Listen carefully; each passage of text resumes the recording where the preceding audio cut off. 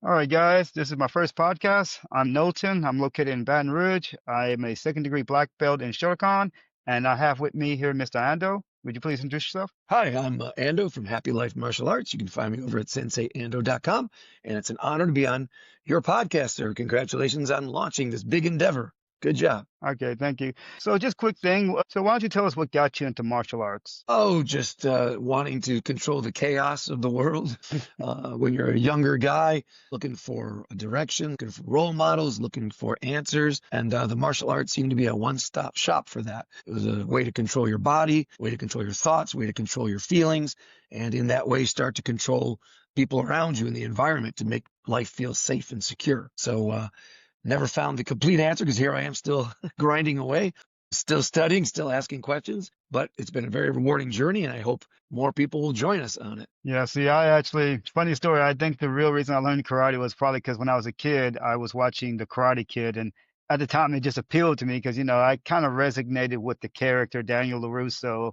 And I think a lot of people do, just don't know what you're doing. And just like, you're not at the top of the food chain. You're not the jock. You're not the big tough guy. And then all of a sudden, like, the guy just becomes like strong and independent and nobody can push him down. And I think deep inside, everybody wants that. I feel like that's why we love superhero movies so much. We love that idolization, seeing someone who can just stand up to somebody and just not give. I think we all secretly want to be like that, and we all think it. So that's Absolutely, my I would story. agree with that. I But agree with that. And all right, so let's just start it off with the questions I had. So one of the questions I had for you, people would always tell me in martial arts when I was first coming up about don't seek winning, just try to be better than yourself. And I agree with that, but my personal opinion is you don't know what you're capable of until you're trying. If you just say I'm trying to be better than myself, you can really cut yourself short. I once heard this great quote, it's the dose that makes the poison. As long as you're not trying to sabotage somebody, I don't believe there's anything wrong with wanting to win. And I think winning can humble you, just like losing can make you arrogant. I have met people who have lost tournaments or just in any sport, and they can become so frustrated they start blaming all these factors. Just like I've seen people win, and it humbles them. I have no problem with training to win. Like you said, I think that is one way to bring out the best in us. When you look up to a hero or a role model, an idol, you see something that perhaps you're not capable of, but you know what's possible. And that's what drives you harder in your own training to know, gee, that rim is 10 feet high. I can't slam dunk that, but I'm going to keep trying to jump higher and higher just to see how much I can go. If the bar is always if the hoop was always 5 feet high, then maybe you could dunk it at 5 feet and you never train any harder. So in that way, training to win is one way to really push yourself to be the best you can be. On the other hand, winning, if that's your only goal in martial arts training, becomes problematic because when we talk about martial arts, we have to remember it's not just sports and sports thinking, whereas when we talk about winning and losing, oh, you're entered a tournament. Did you win or did you lose? Say, well, I either win or I learn. You can spin it, but you lost. In self-defense, which is a wider project than just winning a tournament, we also should learn how to de-escalate. We should also learn how to escape. So that's also what requires humility and not being arrogant. If you are a sports combat martial artist and you are arrogant and you always identify yourself as being a winner, and that means that you're always upset when you don't win or you make excuses and blame judges and blame the other guy for cheating. Now you're in a self-defense situation, and that ego and that arrogance gets you into trouble because you think, I'm not going to lose this either. I'm not going to lose a fight or an argument or lose this parking space, lose my place in line to this chump. That always thinking that you have to win will get you into more trouble. So whereas if you're always training from a self-defense point of view, you would know that it's usually better to try to de-escalate and avoid the fight if you can, escape if necessary. There is a place still for trying to win. You may not be able to escape. Your de-escalation tactics may not work. And now you may have to overcome someone decisively, or you may die, or the people that you're with are going to die. So winning is just one little piece of the pie. I have no problem with it as long as it's also being taught along with de-escalation and just controlling someone, not trying to best them necessarily, but not losing to them either. Then there's the control aspect, and then there's escape. So I would say if you have all four of those bases covered in your training, you'll be the best person you can be, because each one of those requires a different part of you. Winning requires going all out. Running away requires giving up completely and trying to get out of there. Controlling someone but not hurting them requires a certain level of competence, but also calm and composure. And de-escalating requires being ready to fight, being ready to win, quote unquote, if I have to, but also letting it go. I can let it go and just go on my way. So I think that's the full range of what we want as optimal martial artists. So yes, winning, but not only winning. Yeah, no, that was great. Well said. Yeah, I agree. I'm happy to hear we're on the same thoughts because that's just something I've always struggled with. Sometimes I bring it up to people and they're just like, just be better. Like right now, I'm training for a state competition with National Guard, and I tell people I'm training to win, and it's just like not because I'm just obsessed with it. It's just it's the only way I know how to bring out my absolute best by pushing myself. By thinking, there's someone out there working harder than me. I try to encourage people, try to win. Even if you don't win, try to. And if you don't, that's fine. But have that in your mindset because if you ever do end up engaging somebody, hopefully you never do. Hopefully, but unfortunately, that's not the world we live in. If you ever do end up in a fight, you want to win. How do you feel about self-defense and fighting? Because me personally, I think fighting is this broad category and self-defense is under it. What you think about that? Well, I think self-defense is a far broader project than just sport fighting. Sport fighting is one guy, your size, your rank, in a predetermined place and time. Self-defense has none of those things, right? It could be multiple Hmm. people. There could be a weapon. You weren't prepared for it. Maybe you've already been sucker punched and you're already at a disadvantage. And there's people around you that you need to protect. It's a completely different scenario. What we're talking about in terms of what's similar is that you want to have built up your character to a place where you are confident, you are creative, you can think on your feet, you're tough, you're resilient, you can follow through, you're decisive, and you have a full range of tools at your disposal. If you need to be nasty and break something, you can do that. If I choose to just push and run away, I can do that. So self-defense requires a lot more than just sport fighting does. So I have no problem with sport fighting, it's fine. But it only builds a part of your whole martial art character. If one wants to, if you just want to be a competitive athlete, great. That's a very specific path. It's very measurable. Either you're winning at tournaments or you're not. Self-defense doesn't have measurements like that. Other than, are you alive? Are you safe? Are people around you alive and safe? It's a completely different way to measure, completely different set of rules, completely different set of circumstances. The only thing that's a constant is you. And as long as you are somehow always making yourself the best you can be at as many things as possible, meaning that you know how to stay calm. You also know how to be fiery. You know how to attack. You also know how to counterattack. You also know how to evade. You also know how to escape. It's a full range of skills that you want if you're going to be an optimal martial artist and an optimal human being. So sports is great, but it's just, again, one piece of the pot. Yeah, I learned that a little bit in the military during my training. That's how you're taught to think. It's like always assume you're at a disadvantage. When I teach karate, I hope none of these people ever have to fight. Yeah, I'm training you, but it's just like I hope you never have to find out if this works or not. If it does, Amen. Amen. I mean, you want people to be safe. That's the whole point. It takes no skill to stab somebody in the neck. And it takes no time to do that. That's it. Your whole life's over. You've trained your whole life. You've got trophies all over your room. Good for you. But you didn't actually focus on the important stuff. So, yeah. yes, no. May everyone be safe, I hope. What do you think is the good what makes a great martial artist? Like what are the things that you would check off like if there was a list? Control. I think it's always about control. Control is the soul. I always tell my students, starts with self-control, and you could say physical balance, your own coordination, learning a form, hitting a bag without breaking your hand. But then there's the emotional aspect to it. Not letting people get your goat, being able to diffuse triggers, being able to stay on the path to productive lifestyle, achieving goals. That is number one. You control yourself. Then, by extension of that, you start to be able to control things around you. Someone comes in pretty hot, but because I can control myself and say cool, maybe I can bring them down to be cool too. That to me has got to be the beginning of the checklist for, are you a good, complete martial artist? I don't have to take a just look at how they behave on their own. Their sparring may be great, but at home they're hitting their kids and they're on drugs. And in the meantime, you thought, oh, they're so cool. They're so strong and fast. It's like, well, you're only measuring a couple of attributes that aren't that rare. So for me, a quality martial artist, you can usually start picking it up right away. They have that control. I think that's what attracted me to martial arts in the beginning when I was kind of a young guy who didn't have a lot of control over his emotions and his tempers, and started figuring out that this is a good discipline, martial arts, to shut up, take a breath, focus, and move forward with some intelligence and not just be a wild animal running around. So to me, control is the short answer. The rest was the long answer. Yeah, no, that's definitely true. Control is definitely a big thing. What do you think about a martial artist who is not really great at, well, self-defense or just fighting? If we're taking a vote on whether martial arts should be martial, I'm definitely on the side of yes, it should be martial. The idea, I like to be a little careful with it because we say, well, you should be able to fight. I mean, then how do you measure that? Everyone can be knocked out. Everyone can be stabbed or shot. So you could be a fantastic fighter in your head. And I know my forms and techniques. I spar every class.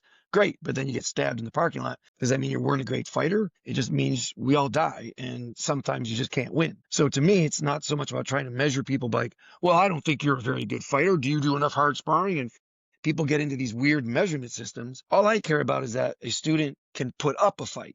You can't really predict what you're going to do or what they're going to do or what's going to happen. But all I care about is that you have a spirit that will put up a fight. So I don't care if you do fantastic forms, pop, pop, pop. You hit a heavy bag really hard, pop, pop, pop. You're great at sparring, pop, pop, pop. What I care about is if somebody jumps on you in the middle of a parking lot and none of those things that you practiced are there available to you, you still have a spirit that's like, well, I'm fighting. I don't know what I'm going to do, but I'm going to make something happen here to live. That's the spirit of martial art, that you're just a fighter no matter what the game is, no matter what the rules are, no matter what the situation is. The odds of you being able to use your favorite combo against someone your size, the way you practice it in a tournament, unlikely, unlikely. You're gonna be stuck in a subway close to somebody, or this guy's behind you, and you can't quite turn around, and now you're getting elbowed in the head, and you get attacked in the bathroom. I mean, who knows what's going to happen? Since you can't prepare for the specifics of it, all you can really prepare for is the spirit of it, which means that you're aware, you're staying calm, you know what you will fight for, what you won't fight for. You're always, again, listing like where are the escapes, where are improvised weapon possibilities, what do I need to do at any given moment, and then you let it go. And then you fight if you need to fight, and you run if you need to run. So I may have gotten a little bit of a rant there, but yes, Yeah, a no. martial artist should be put in situations in their training where they must reveal a fighting spirit. Doesn't mean you're going to win, but do you have fight in you or not? We have some people who are very much fighting spirit filled. They're full of spirit when they're born. Other people who just are not. They're passive, they're quiet, they're shy. They don't want to come out of that shell. And the role of a good teacher is to try to be sensitive to those people and bring them out, get them out into the light, let them feel their power, let them know it's okay to use that power. And whatever shape or form that fight takes, they can do it. They can hit the go button. And for the people who are wired to fight, a job of a good teacher is to calm them down a little bit, realize that everything's not personal, everything's not worth killing for, and to pick your battles wisely. So, but yes, martial artists should have fight in them. So you think it's more important about the spirit more than anything, like It has to having the be. spirit, yes. I Yeah, think it not per has to se be. the skill. It's like the person who can they summon that spirit that's needed? Hopefully you never have to, but like we said, we don't live in that world. So that's a good element to add to what I've always thought. I'll see people practicing and somebody's just overwhelming them and they've been talking about how much they've trained and how many black belts they have. And it just makes me wonder, like, am I being arrogant by thinking maybe this person isn't that great of a martial artist? I feel like you should be able to do something, like at least That's it. exhibit some. Yeah, so like there's a Yes, I think spirit that's element. it. That's Yeah, it. yeah, Doing something, even if it's just speaking up. I mean, that could be yeah, enough to turn down the heat in a lot of situations. But some people don't even have the ability to speak up for themselves or to take a yeah. posture that says, I'm not going to let you just push me around here, guys. Oh, okay, you guys are here to hurt me. Well, I'm going to stand here. I'm going to look right at you. I'm going to square up. I'm going to, face you. These are the simple skills that can be trained. And if you don't have those, I don't care what you did in a tournament. I don't care how many medals you've won. You'll never use those tools when it really matters. There's a big difference between performing in the dojo and performing outside the dojo. So I just hope everybody realizes that. That's all. Like when you say, like you hear about black belts, losing real fights and da da da. Sure, it can happen to anybody, but I don't think it's the techniques that fail. I think usually it's going to be the spirit that fails first. Cracked in the face. Where do you go? Who are you now? Whoever you were walking around thinking that you were before in your mind, like I'm Batman, walking around, I'm Batman. But then if that first crack in the face, you smacked, if you said go back to being like a 4-year-old being hit by daddy or something, and you never worked out those issues, then you're going to lose that fight because you're years away from where you're supposed to be right now. So we need to always come back to the present and be able to hit that go button right here, right now. I don't care if it's one guy or 10 guys, weapons or no weapons. If I have to fight, I have to fight. And I think sometimes that's overlooked. People get so obsessed with techniques and what do you look like on video, and they just miss that first piece of it. Like, where are you emotionally when you get challenged, when you feel conflict? And if it's uncomfortable, if you can't breathe, if you can't, if you're getting adrenaline still, I mean, then you're a rookie, right? You should be able to get into a stressful situation and still be calm, be able to breathe, be able to see. Where a rookie, your form's great. Who cares? How did you deal with the stress? So that's something Yeah. you can work on every day, which is why, to me, that's why martial arts is a lifestyle. It's not just a 2 times a week activity for a class. You just do it all the time. I think that's the wise way. Oh, you're familiar with Shotokan karate. When we're doing 3 steps, 5 steps sparring, I see it all the time. People start looking away, and I was like, no, no, no. You look at the person in front of you, okay? You're not fighting someone right there. That person you need to be focused on is right in front of you. Why are you looking away? It's ubiquitous in a lot of styles. People don't challenge the technique. I think everybody should experience their technique being challenged, and it's something I For always try sure. to encourage people to do. For sure. Let them feel, let them work through it. Like, don't let someone just think that they can just move a punch out the way. That's not good for them. That's teaching them bad habits, and it's teaching yourself a bad habit. Like, you're Of teaching course. yourself to pull a punch. If you ever do throw a punch in a real fight, you want to do one of three things or all three of them. You either want to knock them out, you want to break a bone, or you want to break their spirit. Anything else, it's just getting worse. Do not hold back anything because they may not hold back. A story I like to tell people is I was walking home when I was younger from work, and there's this bar across the street, and I'll never forget it. This guy was just on the ground. Clearly, he couldn't fight, and the other guy was just beating his head into the ground. I always like to tell people that story because I know if I get in a fight and I hit somebody and I knock them out, that's it. I'm not going to do anything. If they get you on the ground, you don't know what they're going to do. They might start Hmm. stepping on you. You need to be able to summon up that spirit and just realize that when it's time to do something, it's time to do something. No, I'm going to hold back or this and that. Oh, and one last question. This is one I've kind of dealt with a lot. It's the philosophical part of karate. I think, in my opinion, people get too wrapped up in that. I mean, yes, I do think there's a philosophical approach to karate and being a better person. It's just like you're supposed to learn how to fight. There's the karate do, which is actually the philosophical approach, being humble, and then there's karate jutsu. If I'm wrong, please somebody in the comment section correct me, but it's the practical application. You're not supposed to narrow down one and just ignore the other. You're not supposed to just focus on the physical and forget the mental. And just same way, you're not supposed to focus on the mental and get rid of the physical. They're supposed to be used in tandem. You become humble because you realize all the work it takes to be good at something, all the hours, the practice, the nuance. I've seen people just spiral down this philosophical approach, and I don't know if I agree with that. I think you should be focusing on trying to be better at martial arts, and that comes by itself. And I'm curious what you think about that. Well, Bruce Lee was a philosophy major in college. I was a philosophy major in college. So I absolutely respect philosophy, but absolutely, some people will hide behind philosophy and think that they can think their way through feeling problems. Martial arts is not chess. You can't just sit there and cerebrally work everything out. You also have to use your body. It's a physical project. So philosophy is great until it's not great. Philosophy is, I think, important. I think you should know theory. I think you should know, for that matter, the history of where your art comes from and what needs was it serving in its time and place, and how does that relate to what you're doing today. And if your philosophy is not serving that, then maybe a little less philosophy, a little more getting slapped in the face is what you need. Again, I can't just be in the gym and think I'm a complete martial artist. I can't be in the library and think I'm a complete martial artist. I should be comfortable in both. It's an easy crutch to lean on to get caught up in the, I'm going to learn a different language. I'm going to learn about the history of this culture. I'm going to know every term and every technique. I'm like an encyclopedia. But they don't put the sweat equity in on the mats to ever use anything. And they don't know how to react to anything. So it becomes a place to hide. They feel very knowledgeable. They still feel like a grandmaster because they know so much and they can speak so eloquently, but they can't back it up. They can't express it. They can't demonstrate it. That would be the failing of that line of effort. So again, as with almost all things, it's about the balance. I think you need philosophy, you need to know theory, but you also have to put in the sweat, take your lumps, get knocked down, get back up. It all should feed each other. It's a big cycle just coming. Study, try, fail, win, fail, study, try, ask a question, learn, found something, try it, fail. It worked. Come back, philosophize, theory, counter theory. It's just this constant, never ending cycle until you die.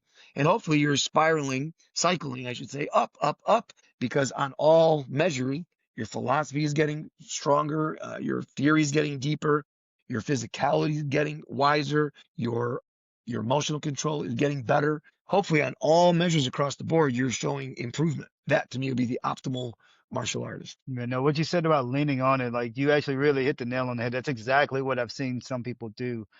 They try to lean on that for their lack of skill. Like you said, the slap in the face. It's hard to take someone seriously when they're talking all this, and then and then when you're doing, like I said, three-step sparring, and you can't even defend a basic punch or a basic kick at a very, like a semi-serious level.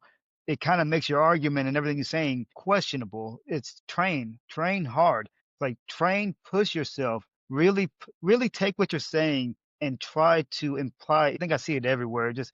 It's just people wanting to just lean on something and hide in something instead of actually engaging with the reality. Like what you said, that sweat equity, put in the work, see if what you're saying holds up. Let me just make one more point on that. I think it's philosophy and theory come after an experience. I don't think you start with the philosophy. You don't just wake up in bed one day and think, you know what? I shouldn't run backwards when someone's attacking me. I'm going to go try that out. You don't just, what? No, you start fighting with somebody. You start going backwards because I don't know what else to do. They run you over. It happens 2 or 3 times. You go, you know what? On reflection, I realize every time I try to go backwards straight, they catch up to me and run me over. I have a theory that in fighting, it's bad to step straight backwards all the time. So the experience transforms and develops a philosophy and theories. So it doesn't really work the other way around. You can't possibly understand the philosophy or the theory until you have an experience to link to it. It just doesn't make sense. You can talk to me all day about what a banana tastes like. You can write poems about it, write songs about it. But until I eat a banana, I don't really know what you're talking about. So I think it's important, yes, the philosophy, but it's going to come after you give your students or yourself experiences, which is why you should have classes where no talking is allowed sometimes. Hey guys, tonight's no talking night. Just follow me. Start doing the thing, use your hand gestures, get them in line, let them do the things that they're supposed to be doing. No talking. Then maybe an hour or two goes by, and then you say, okay, good job, guys. Now, if you want to reflect, philosophize, go ahead. You're welcome to. Have some coffee. Have a great night. Bye-bye. Like Miyamoto Musashi said it, the way is in training. That's it. That's always it. Not trying to spiral down some philosophy to escape. Train and train hard and train right and then do it again. And the enjoyment I get from it. Again, not everybody has that, but as you can tell, it makes me happy when I'm like in a room with people and we're all trying to be our best. It's a very fun experience, and I kind of wish I could share with everybody, which is probably why I love teaching so much. It like makes Yeah, me happy. amen. Being a But good yeah, role model there. Yeah. Yeah, that's where the only place your confidence can come from is from the experience of doing things. So the harder you train, the more experiences you have, the more confidence you'll have because you saw it for yourself. You felt it for yourself. You cannot possibly have confidence in what your teacher told you because that may be something that his teacher told him. So how is that supposed to be rooted in confidence when there is stress? Maybe when there's no stress, you're standing around the dojo. Yeah, I'm very confident to repeat this thing that my teacher told me once because there's no pressure, there's no consequences. But when stress comes down, the only thing you're going to resort to are the things that you actually believe in, and those will only be rooted in what things you experienced. So the harder you train, the more experiences you have, the more confidence you'll have, and the more capability you'll have under stress. yeah. Kind of like this conversation, like you've actually given me a lot to think about, and I was like, never thought about it from that angle. It's like really kind of, I can't wait to go and train now and teach this to some of my students and like tell them some of the things I've learned. And I tell that to people like, and that's what I like to encourage in my class. I like, guys, challenge them. Like, okay, it's just like college, all right? The point of your professor being there, they're supposed to challenge your ideas. They're not just supposed to agree with you. They're supposed to test you. That's their job. And it's just like my job as your instructor is to try to train you and try to test you and constantly improve you. I'm not here to make you, I mean, I'm not here to make you happy all the time. I'm here to teach you. And it requires you to be humble and accept the fact that you're just going to be wrong sometimes and you're going to fail. True. Just preparing for every fight on every front. Good for you. But yeah, thank you again, Sensei Ando. My pleasure. It's been a pleasure talking to you, man. Thank you, Yeah, sir. I hope I didn't take too much time for you. This went on way longer than Not I at all. It thought. was a pleasure. It was a pleasure. Yeah. No, I'm really happy to be part of this. And thank you. All right. Thank you. All right. Well, it's great talking to you. I'll see you around. Yes, sir. Thanks so much. Take care.